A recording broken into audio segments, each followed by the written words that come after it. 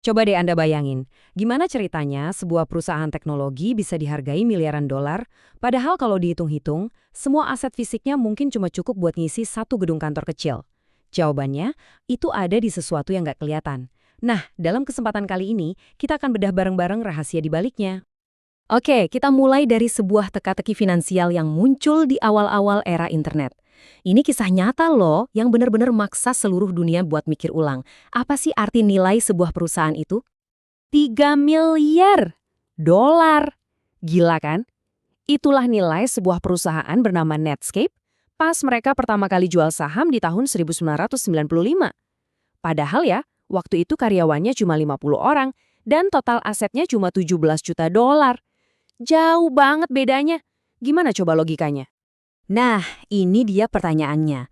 Kalau gitu, apa dong yang sebenarnya dibeli sama para investor ini?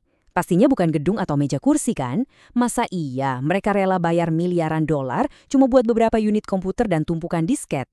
Kayaknya enggak deh. Disinilah letak jurang pemisahnya.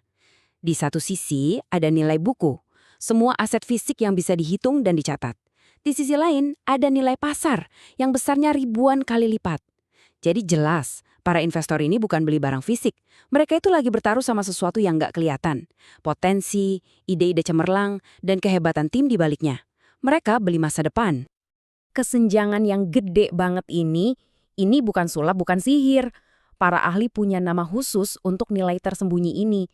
Dan inilah yang bakal jadi inti dari pembahasan kita. Jawabannya adalah modal intelektual. Anggap aja ini tuh kayak otaknya perusahaan. Isinya apa aja? Ya semua yang nggak kelihatan itu tadi. Pengetahuan karyawannya, hubungan baik sama pelanggan, proses kerja yang efisien, sampai budaya inovasinya. Inilah yang sebenarnya bikin sebuah perusahaan bisa lebih unggul dari yang lain. Nah, modal intelektual ini secara umum bisa kita bagi jadi 3 bagian besar. 3 pilar utama lah. Masing-masing punya peran yang penting banget, jadi yuk kita lihat satu persatu. Oke, yang pertama modal manusia. Ini simpelnya soal orang-orangnya. Semua keahlian, kreativitas, dan pengalaman mereka kalau digabungin. Dan ini nih yang unik, perusahaan itu nggak bisa memiliki aset ini. Mereka cuma bisa nyewa. Jadi setiap sore aset mereka yang paling berharga ini, ya pulang ke rumah masing-masing. Kedua, model struktural. Kalau tadi manusianya itu otak, nah ini tulang dan sistem sarafnya. Ini adalah semua hal yang bikin pengetahuan satu orang jadi milik perusahaan. Contohnya apa? Ya paten, software, database, bahkan sampai ke budaya kerja. Inilah yang tetap tinggal di kantor saat karyawannya udah pada pulang. Dan yang terakhir, modal pelanggan. Ini soal hubungan perusahaan dengan dunia luar. Seberapa kuat brand Anda? Seberapa setia pelanggan Anda?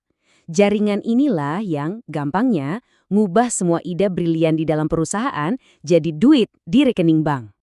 Oke, konsepnya keren. Tapi, gimana cara ngukurnya? Kan nggak kelihatan. Nah, untuk jawab itu kita perlu kenalan sama sebuah perusahaan asuransi dari Swedia. Mereka ini pionirnya dalam memetakan kekayaan tersembunyi ini.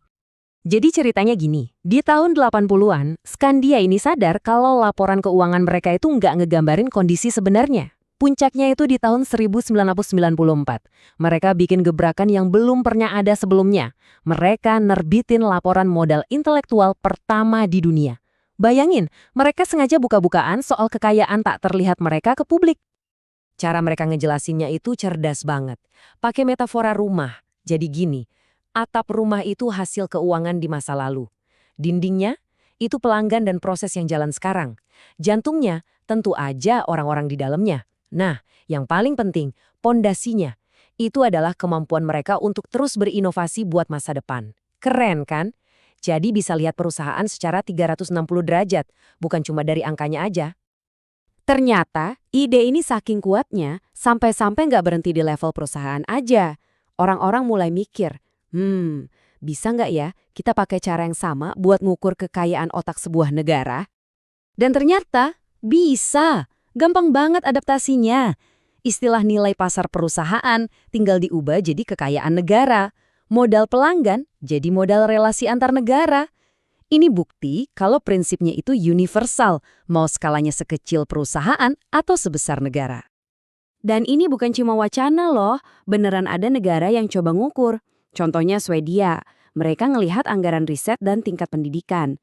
Kalau Polandia lebih unik lagi, mereka coba ngukur hal-hal kayak tingkat kepercayaan di masyarakat atau citra negara di mata dunia.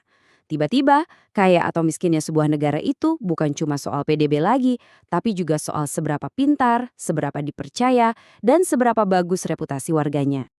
Nah, pertanyaannya sekarang, kalau idenya sekeren ini, kok kayaknya nggak semua perusahaan pakai ya?